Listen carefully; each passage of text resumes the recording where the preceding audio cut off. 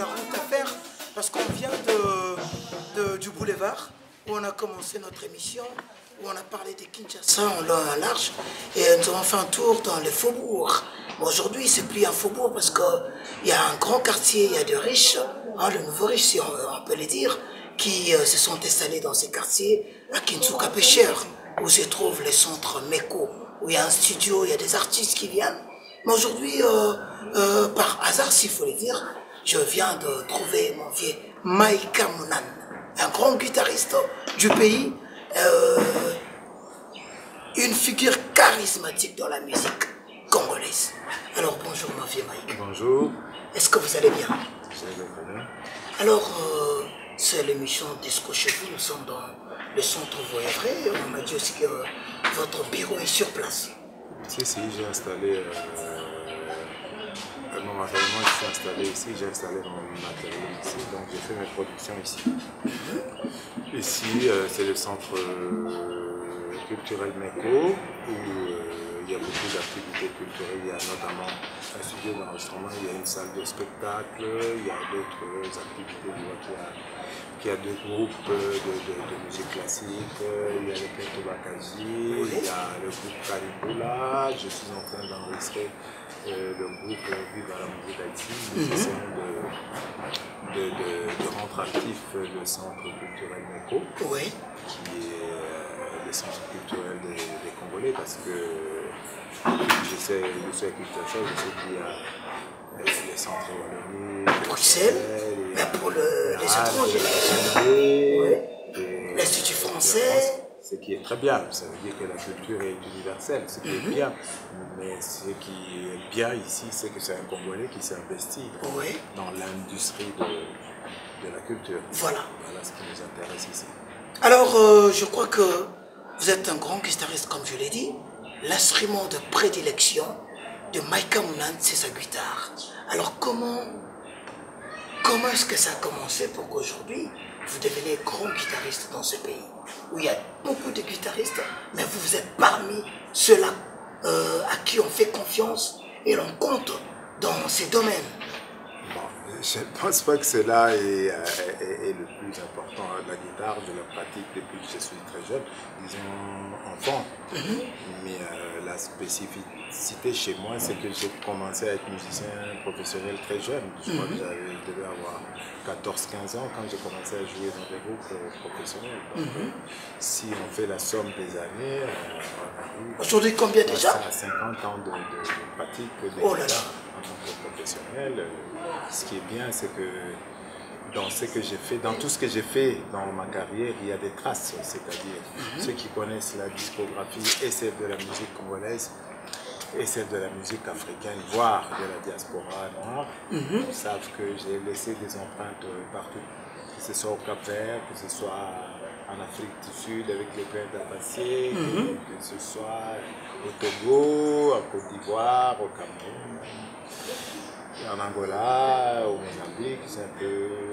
circuler partout. Des traces un peu partout dans ces pays-là. Voilà, alors comme l'émission est bilingue, on va essayer un peu de faire un tour en lingala, qui est notre langue nationale, bien sûr. Alors, Eza et Banda comment? Parce que les lots parents à l'Ingamouana Tanga, à Kena classe, je sais que Yopo Kena classe. Mais comment est-ce que papa soit confiance ou en article au guitare à 14 ans déjà? Chose déjà quasi impossible pour un garçon, parce que selon le parent, c'est être médecin, maître avocat. Mais aujourd'hui, c'est comme si Maïka Mounan et sa guitare n'est saliée Kazala. Non, je crois qu'il n'y a pas que la guitare, c'est la somme de tout. C'est-à-dire que, dans comme musicien, je n'ai pas mis de côté mes études. Moi, j'ai étudié, je suis allé à l'université, et particulièrement dans Mbongo, la musique, dans la musique. Arrête la guitare, mais tu vas arriver avec les études, voyons. Est-ce qu'il faut couper sa bango tort? Il ne faut pas couper sa bango tort. Et ça, précaution, parce que le métier de musicien jusqu'à aujourd'hui, est très très précaire. Il est très précaire. La société à la droit d'auteur, ça fonctionne très mal. La plupart des musiciens, même pas musiciens, ne sont même pas intéressés à s'inscrire dans la Sokoda, parce que retomber dans l'autre. C'est tellement mal organisé, c'est dirigé par des gens incompétents. Et voilà quoi. Donc c'est normal que parents azalangue na mwana na ye et mwana oza na talent mais métier wana est tellement précaire, c'est pas comme dans d'autres pays. Moi le gros de ma carrière, je l'ai fait en Europe, donc j'ai vu comment musicien vivre à Kanambongo la musique na awa musicien vivre à Kanambongo la musique et awa musicien a comment vivre na ba kokemande kosenga senga même n'a pas produit dérivés, c'est-à-dire les quelques artistes ou les accords productifs, c'est parce que ils sont soutenus par des sponsors, parce que ces sponsors vendent des produits et des produits dérivés et ça là que les musiciens se retrouvent, sinon ils sont dans le système de Mabanga. Donc moi je trouve que le parent qui vient sur la pointe des pieds a la raison. Mais aux ascons a idole, c'est-à-dire ces petits qui veulent devenir un jour un Maïka Mounan. Mais déjà, nous avons côté la parents, c'est comme si nous avons un rêve. Est-ce que Bapeki si rêve n'a pas? Non. Rêve, il faut. Au American Dream, le rêve américain, c'est que nous doit se payer. C'est qui? Moi, je vois, depuis la zone de Congo, on a petit bateau se payer. Ceux qui va salir la répartition sur la Sokoda, on va au sac, il y a l'os, on a brûlé, il y a taboli carton par 6 personnes. C'est médiocre. Non, c'est pas ça. C'est pas ça. C'est que les artistes vivent de leurs œuvres. Et Awa et Zavi, comme ça, commerce, et voilà. Et tous ces jeunes ne sont pas encouragés. Il y a beaucoup de s'inscrire parce que ça servirait à quoi? Mais on se battra pour que ça change. Un jour ça change. Voilà. Alors s'il faut qu'on le un peu dans moi peu de temps, carrière et bandit comment et bandit wapi. Parce qu'aujourd'hui beaucoup de gens baby Maïka Mounan, ma bandit wapi. Et puis les lois au Kende wapi. Moi j'ai commencé ma musique plutôt au Katanga, à Kolesi, à Lubumbashi, à Likasi. Et mes premiers groupes, c'était pas au Congo, j'étais parti en Zambie. Je travaillais dans la chaîne hôtel Savoy et aussi dans un monsieur à Malawi, c'était à Kitwe, ça s'appelait Jambi Shiba. Je m'en souviens très bien. Après, il y a eu Zonga, il y a eu Lubumbashi qui va dire dans mon groupe, il y a eu les copains de Lubumbashi, très bien coté. Et puis après, il y a eu Kinshasa.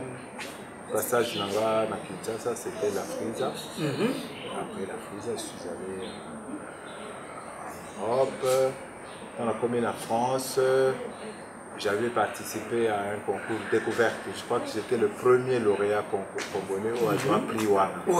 Et à partir de là, il y a eu une très grande promotion sur moi. Et d'autres artistes m'ont découvert. Alors, je crois que c'est à partir de ce moment-là que j'ai commencé à réaliser, à faire de l'arrangement, de la réalisation, de la production. Voilà.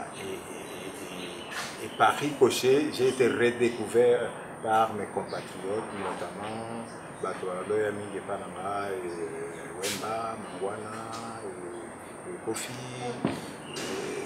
qui a commandé que Baya et Papa, ils ont la Joski, ils ont la Carlito, des Papa, des Pao,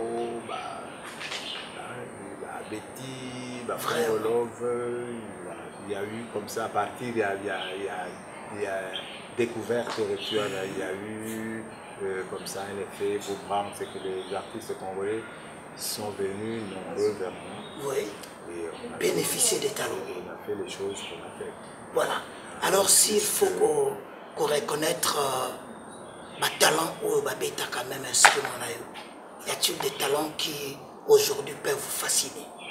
Entre comparaison à ma talent il y a hier et puis il y a l'élo qui vous fascine jusque-là, qui vous ont déjà fasciné. Ça ne peut pas être ma lecture parce que moi particulièrement que j'ai travaillé avec plusieurs générations. J'ai travaillé avec mes aînés, j'ai travaillé avec les gens de ma génération et puis avec des jeunes et des plus jeunes encore. Donc, regard Nanga et lecture Nanga pour moi qui est bon, qui est excellent là-dedans. Non, évolution de la musique congolaise en général. Donc, il y a eu des gens qui ont marqué la musique congolaise, qui y ont apporté, qui ont largement contribué. Là, ceux qui n'ont pas contribué, qui l'ont détruit. Donc, moi, je n'irai pas dans la Congo, mais ce qu'il y a de positif, c'est que mon fils il y a dit qu'au Congo, il y a des talents. Il y a des gens qui ont porté haut le drapeau de la musique congolaise. Et ça continue jusqu'à aujourd'hui. Quand les gens parlent de la musique congolaise, ils ne regardent pas bien. Des fois, ils confondent les DJ qui sont c'est ça. avec des musiciens. La RDC reste ce seul pays ici sur le continent qui peut aligner 15, 20 artistes connus et reconnus. Voilà.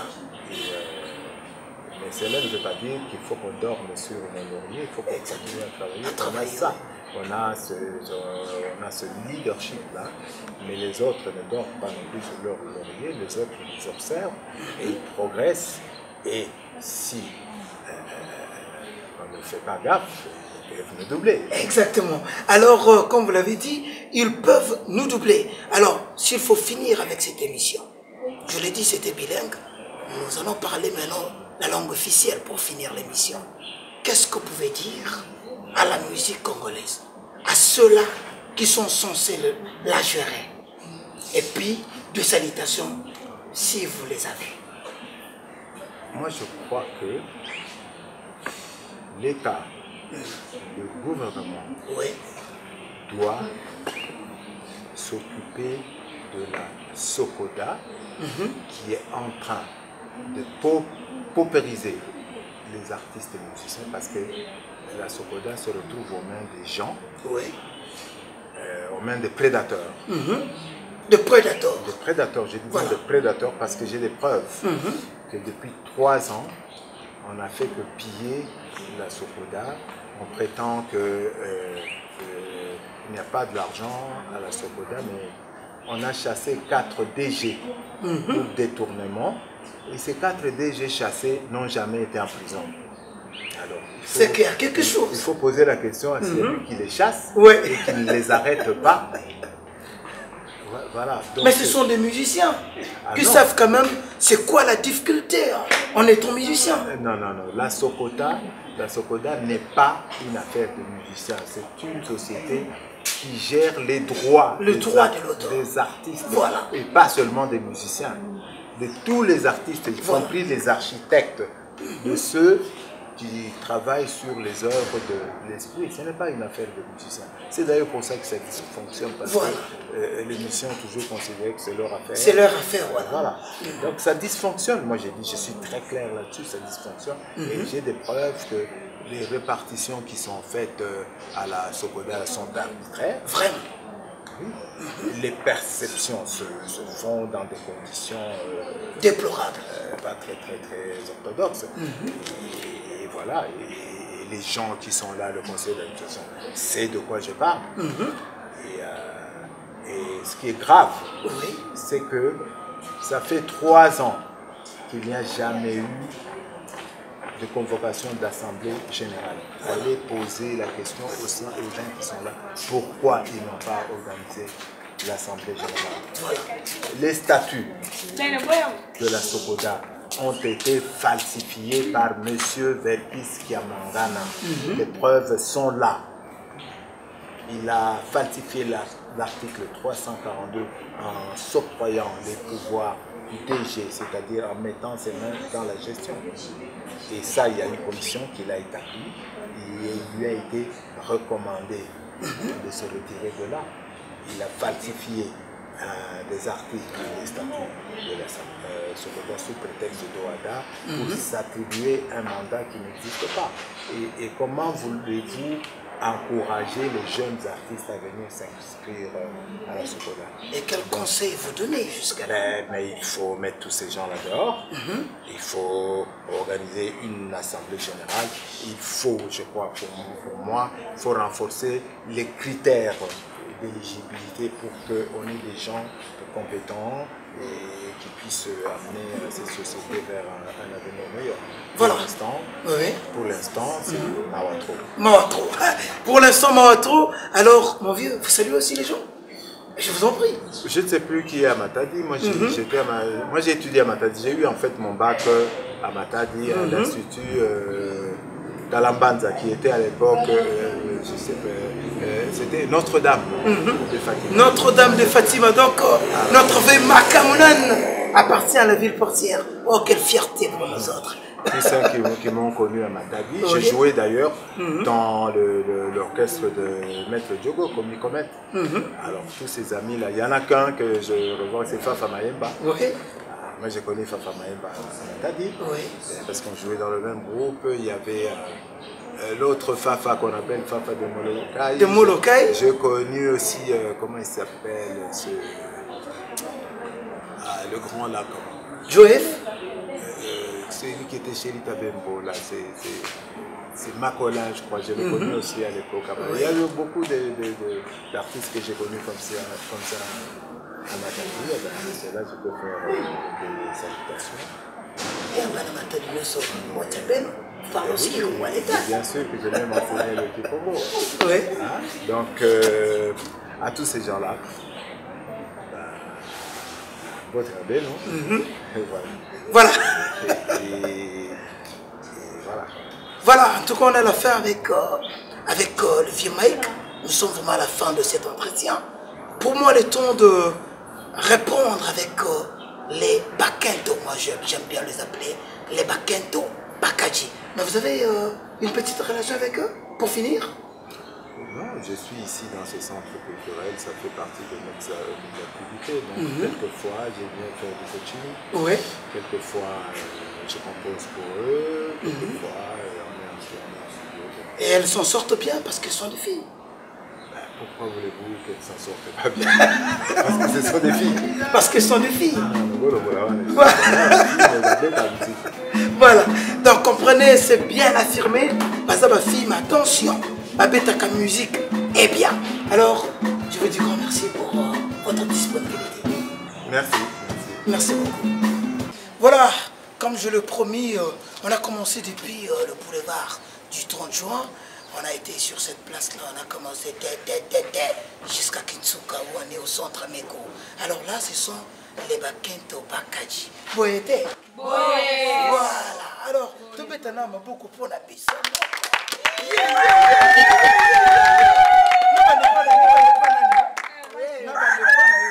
Alors, chef Ten Bakento Bakaji. Ils ont en fait et le Kento Bakaji, ils ont orchestre. Il y a Bassi, tu as 100% femmes. Donc, ils ont orchestre, il y a Bassi. 100% femmes. Il y a un Kento Bakaji. Alors, tous comprendre. On a déjà pour la finata, singa ya basse. C'est un sérieux problème. C'est quoi? Bassiste en WhatsApp. Bassiste est Kaya. Ah, vous comprenez un peu, regardez un peu son visage, mais il tient le corde de la guitare basse. Miracle Yosala. Ngoyao. Ngoyao. Nasala miracle belé te zaka ke volonté. Aso ki elo kona yo. Oui. Pour linga ngala na bon natanga na ina sama ina sala contre basse. Et puis natanga fester au beta guitare basse donc na beta basse donc eza donc volonté.